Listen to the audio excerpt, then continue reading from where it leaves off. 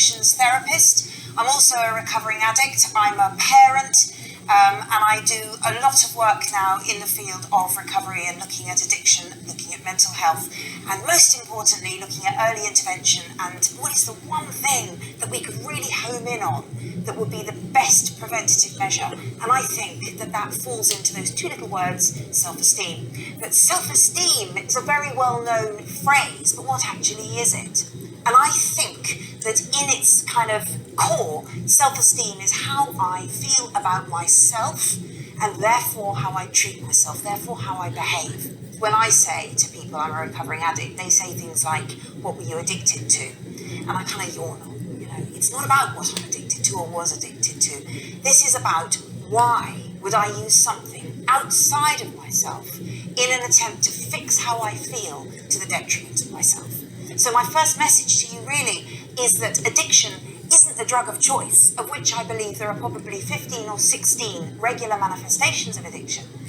But it is the pattern of delegating, of outsourcing your emotional process onto something else that backfires. So there's nothing more normal than any of you, or indeed anyone who might be sitting next to me at a dinner party who's having a drink, and they're sitting there having a nice time and relaxing, and they turn to me and say, what do you do for a living? And I say, well, you might want to finish your drink first, because my experience is you lot get really defensive when I say, I'm an addictions therapist. I either get, oh, do you know what, I think that I've been drinking quite a lot, or I'm worried about my daughter or whatever, or I get, oh, I don't usually drink this much, I've just had a really big week. We're very defensive about being seen, really being seen. You know, when you walk down the street and you trip over, the first thing you don't do is go, ow. The first thing you do is say, oh, who saw that? My experience of my vulnerability, my experience of what it's like for me to be in the world and to be seen is exactly what makes me want to defend myself. Control a little bit what you think of me, how you see me, your access to me. And that's normal. But if you're like me, or like millions of other people like me, and you have had, if you like, an upbringing or an experience in your life that means that very early on, your experience of vulnerability was one that left you afraid and uncertain, and actually what you wanted to do was get out of your skin, leave that behind, and be someone else. And maybe in that kind of 0 to 6 years, you might want to be a good girl.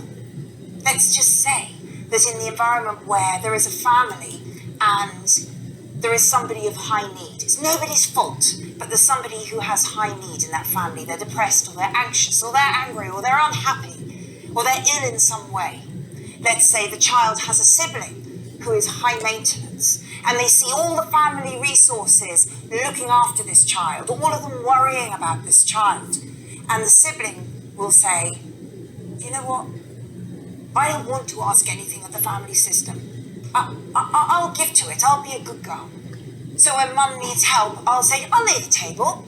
I'll go and get my brother for supper. That's okay. No, I'm all right. I've already done my homework. And my mum says, where would I be without you? Where would I be without you? You're my good girl. And I'm like, well, validated. And then I go to school and I do tidy up time. And when a new girl comes in, I show her around. I'm quite happy to do that. And the parents hear, such a nice child to have around. Really doesn't get into all of those cliques. And then that child goes to secondary school. And this is when I, as a therapist, meet the parents who say, my daughter's fallen in with a bad crowd. I don't really believe in a bad crowd, by the way. My question to the parents is, why would your daughter feel at home around people who are troubled? Tell me. Tell me something about her family background that would indicate why she might feel comfortable around troubled people. Why is it her role to be an emotional shock absorber, a rock, a good girl, a nice girl? Don't worry about me, I'll be all right. Let's worry about you.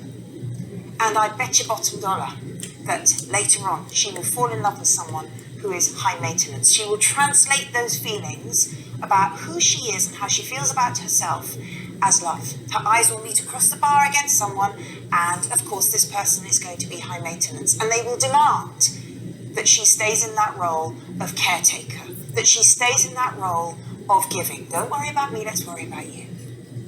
And as a result, she is likely to end up running on empty. because she doesn't know how to take for herself. And actually, as a child, she learned that I'm not going to take from the family system. I'll just be a good girl. I'll get my validation that way. So her giving is conditional. If I'm a good girl, will you like me? So all my giving, all my comforting when you're crying is, if you're crying and I come and comfort you,